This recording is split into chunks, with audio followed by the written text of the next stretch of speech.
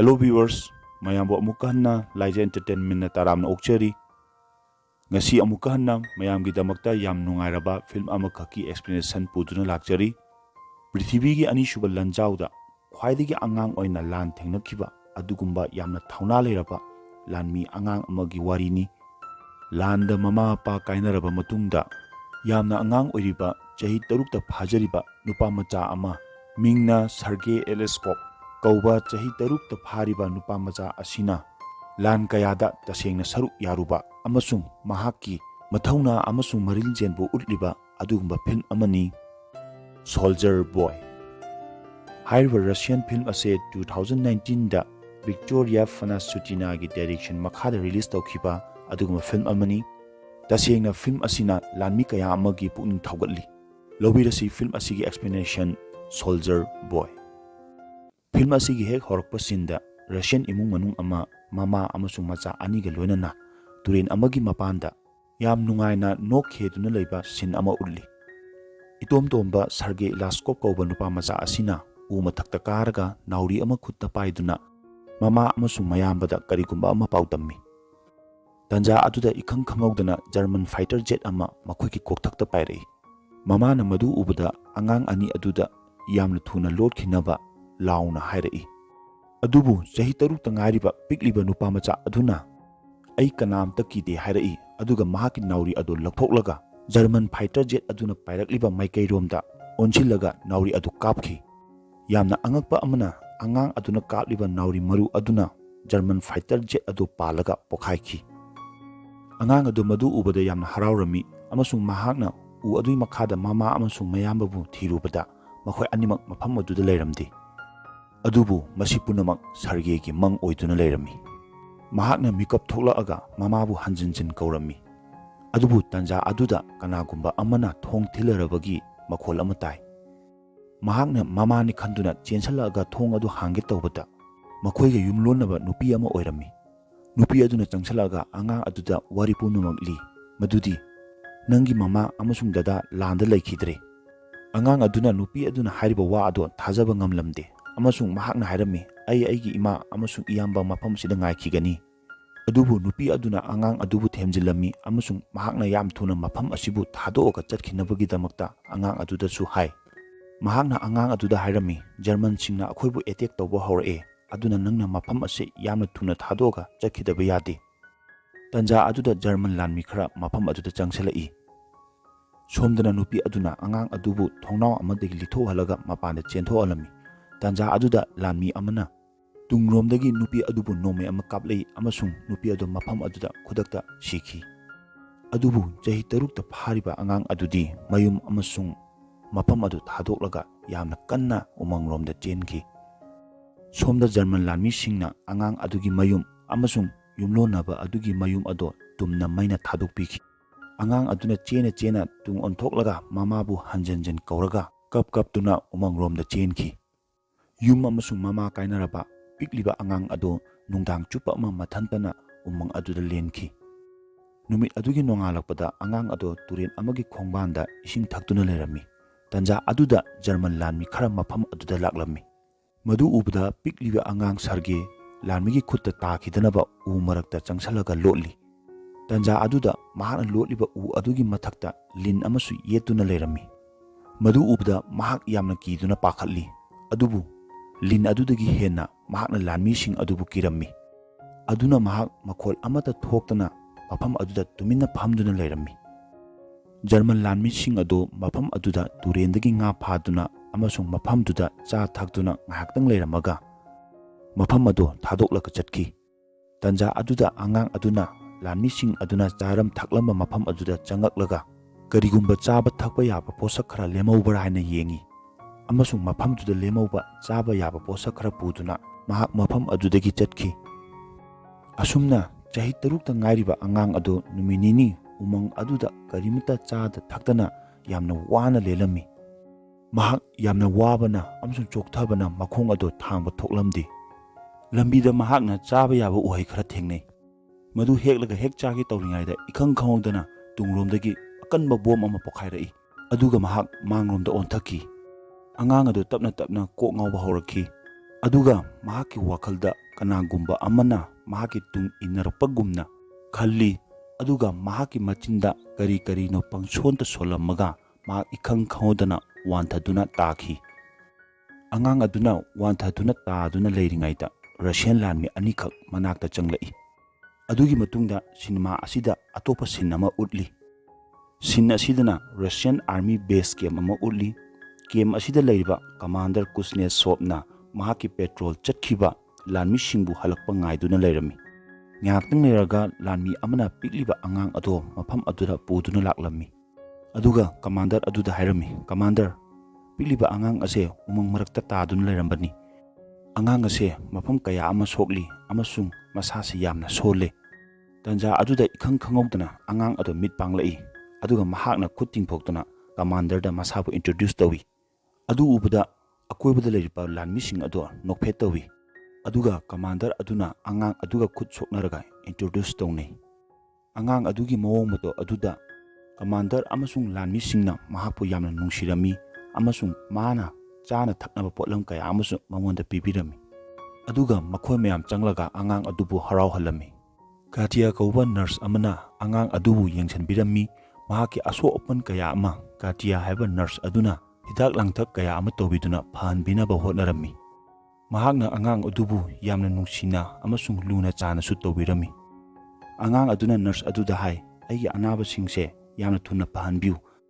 Aina hayeng chawraga achauba thawna phaba lanmi ama oidoini. Atopa soktuna leiriba lanmi singna angang adugi wahi sing ado tabada yamna nungairami amasung angang dubusu yamna luna chana nungsina tobirami. Sergei na Commander gi nongmai amasung mahagi bet singdu ubada yamna ngaklami. Commander aduna su angang macha adugi wahang khudimaki pakhum pibirami. Aduga mahaki nongmai ado maru lakthoklaga angang aduda sanahalami. Sergei na mahaki pukta yekpa teng adu ullaga Commander aduda mahakchu chawraga lanmi oipa pami haina su hairami.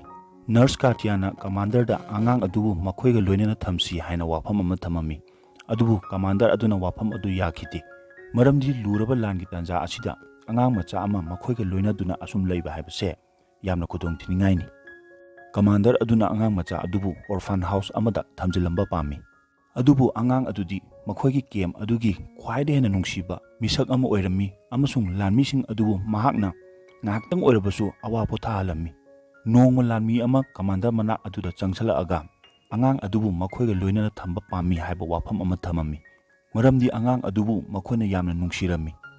Adubu wafam adu Commander aduna yakhite amasung angang adubu yamna thuna orphan house amada thamjanabagi damakta yatang torami. Maramdi angang aduna maram oraga makhoi awapa taba yai haina lanmi aduda hairami. Mathangi numita yeknaba singi lanmi singna attack toropatigi Russian army kya ama aso apan nangi. Orphan house tagi tharakpa gari ama angang adubu pick up tobala ami. Commander aduna angang adubu una saba nongmai ama khudol ona piraga orphan home da leirunaba hairami. Adubu angang aduna Commander adubu konsillaga kaplammi. Angang adugi mawong adu ubada Commander pukning yam nungsirami amasung mahaki wakhalon honglammi. Aduga angang aduda hairami. Pare nang chatlano aikhoiga punna leiminarasi. Aikhoigi lanmi ama oina nangsu leiminarasi. Numit adugi nungdangda Katia amasung lanmi singna Sergei gi apikpa dress ama thibirami amasung makhoi mayam yamna harauba nungaiba phongdoklami. Numit adugi nunganbada Commander aduna angang adubu hawdoklaga mahaki dress adubu sejanaba hairami. Angang aduna dress adubu setlaga asukimati haraurami amasung mahakna koichen duna nungaiba phongdoklami. Mayamna mahakpu soldier boy haina maming thonbirami. Mahakna harauduna koichen chelingaida ikhang khawngdana German lanmi singna air strike tawrai. Lanmi amana mahakpu khudong thirodaba mafam amada thamlamlaga lan thengnaki. Adubu lan aduda Russian army asukimati asopan nangki. Sergei na asopan nanglaba lanmi sing adugi hidak langthak amasung isingna chingba kaya ama pubiraaga mateng pangbirami. Mamita soklaba lanmi amana mahaki yumdagi tharakpa chichi amakhak angang aduda pabinabagi damakta hairami. Angang aduna matingdi pangninglammi adu mahak iba paba hairamde. Maram aduna mahakna karigumba ama semjin sajillaga chichi adubu paba horami. Angang aduna hairai nangi yumda leiba san ado sangom yamna pire hai.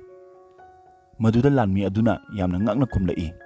Kadai sangomno aigi yumda san leite. Madu tabada thangnabada leiriba lanmi amana hairai.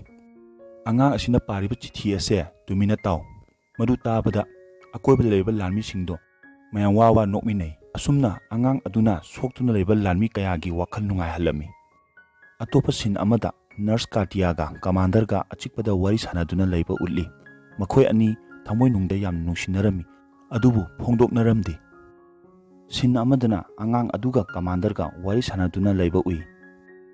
Asum lakpada lanmi amagi mungphamda commander aduna angang adubu tupi lakthoaga selut kolaga ikai khomla utlu haina tambi. Mathangi numita Sergei commander da mangonda sum mathau ama pibiu haina haijarami. Maduda commander na mangonda lanmi singi chithi yenthoknabagi mathau ama sinabiki. Mahakna mahaki mathau ado yamna nungaina harauna tawrami amasung lanmi singnasu mahapu yamna luna jana tawbirami. Mathangi numita angang aduna binocular ama paraga asum sanarami. Arapa mafam amada charu marakta kanagumba amagi khong lengduna leiba. Mahakna binocular da urami. Aduga mahakna yamna thuna chelaga paw ado commander da tamlami. Makhoina angang aduna hairiba paw ado hana thajaramde. Adubu angang aduna hanjan haibadagi lanmi khara mafam aduda tattuna yengi. Mafam aduda German spy khara lotuna leirami. Spy ani adu mafam adudagi phaduna porai amasung angang adubusu mahaki thauna amasung haisingbagi damakta mayamna mahakpu thagatpiki. Numit adugi nungdangda commander aduna angang adubu mahaki macha oina yoknaba legal documents sing soi tawki. Hojikti aingi matung ina makhoi ani mapa macha haibado oire. Angang aduna commander na nurse Katiyagi maramda kari khalli habado mahak khanglammi. Maram aduna angang aduna commander adugi khut paiduna chinglaga Katiyagi manakta porai. Makhoi anina Katiya unaba lakpada Katiyadi atopa nupa amaga wari sanaduna leiba urami. Madu ubada commander na mahak atopa nupa ga khangnaboi khallui. Makhoigi kem ado German army singna amuka hanna attack tawrami. Lan aduda pikliba angang aduna lanmi kayagi awatpa khusukhlai amasung maru kaya ama supply tawbiduna pibi. Asumna lan aduda mahaknasu achauba thaudang lawki. Adubu lanmi singna mahakpu ke manungda lengdana leinaba yathang tawrami. Mahakna ke manungda changlakpada commander amasung atopa lanmi sing yamna matha saba urami. Maramdi makhoigi colonel ga makhoiga paw phaunagadaba phone connection yakhiramdi. Lanmi ama phone connection ado semnaba chenthoki. Adu ubada Sergeisu mahaki tung inbo aina chenkhirami. Laibak thibadagi lanmi ado yamna sathina sokhi. Madu ubada Sergei na chensila aga lanmi aduda mataw karamna phone gi wire singse samgani haina hanglammi. Mahakna mai pakna wire sing ado samjilammi. Aduga phone connection ado amuka hanna yakhirami. Phone connection yakibadagi commander aduna ehenba lanmi kaya ama kaukirami. Asumna chahi taruki angang amana maram oraga mayambu khudongthiba kayadagi kanba ngamki. Kona sin amada commander na nurse Katiyabu nungsi haina phongdoi amasung mahakpu angang atugi mama oinabasu haijarami. Katiyana karimta khumdringaida lanmi ama changchalaga commander da chithi ama sinarami. Chithi aduda makhoina mafam ado thadolaga atopa mafam amada honglabagi damakta hairami. Mathangi numita makhoi loina Sergei ga loinana makhoigi base camp ado thadolaga atopa camp amada chatpa horami. Tobu lambida ikang khangodana akanba mine bomb ama pokhairai. Commander yauna lanmi kaya ama asopan nangki amasung lanmi amadi mafam aduda thawai thaki. Laiba phabadigi angang adudi thoidokna asopan nanglamde. Lemahuriba lanmi sing aduna asopan nanglaba lanmi sing adubu pukhatlaga makhoigi anoba base camp aduda makhatana chatpa hauram. Makhoina anoba camp aduda yobaga mafam aduda leiriba general na angang adubu mahaki thauna amasung maring jail gi damakta thagat pirami. Commander adubusu general aduna asigumba thauna phaba angang ama nakhoigi battalion da leiba haibase nakhoigi laibak phabani hainasu thagat pirami. Mathangi numita makhoigi anoba camp da General aduna thauna phaba singbu guards banner pinabagi damakta tharum ama pangthoi. Maduda angang macha Sergeisu saruk yai. General aduna angang adubu mahaki thauna gi damakta batch ama thetbi. Noma nungdang ama makhoigi kemda yeknabana yamna sathina landaraki. Maduda akanba bom ama pokhairapana commander ado ujao amagi makhada nanduna leiki. Angang aduna mapabu yam kanna lokthoknaba hotnarami adubu upai leramde. Mahakna chenduna atopa lanmising kauroi amasung mafam aduda atopa lanmising laaga commander adubu mafam adudagi lakthoklaga makhoigi base camp hawa puduna chatki. Mathangi numitta soktuna leiriba mapagi manakta laaga Sergeina kapki. Mahaki damakta mapa sakpa commander dunatna atopa imung manungi mi amata leramde. Mahakna commander adubu yamna nungsirami amasung mahakpu yamna thuna pahaningami.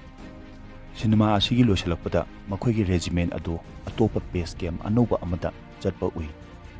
Regiment adugi tung inba oina angang asisu asum chatki amasung angang asina Stalingrad haba lan adudasu saruk yaki hanasu khangalli. Aduga mahak lami singduga loinana Poland yauki. Mahak ase world's youngest soldier haina prithibi pumbada maming chatki. Angang asigi mathauna amasung marebak nimbagi wari ase prithibi pumbada wari oina hingduna lehauli. Matang asida soldier boy haba cinema asigi explanation loisinjare. Aigi viewers singna video asibu like share amasung comment tawbiu. Aduga aigi channel asibu subscribe tawdaba singnasu subscribe tawsanbiu. Adom na explain tawhaningba film leiragadi comment box tasu thambiramu. Karigumba aigi viewers singna soldier boy hariba movie ase full yenginglagadi description da link hapcharamge. Aina film asibu explain tawbada soikiba lankiba yauragasu mayamna ngapigani. Ngasigi oinadi matang asida tension jarage yai fare.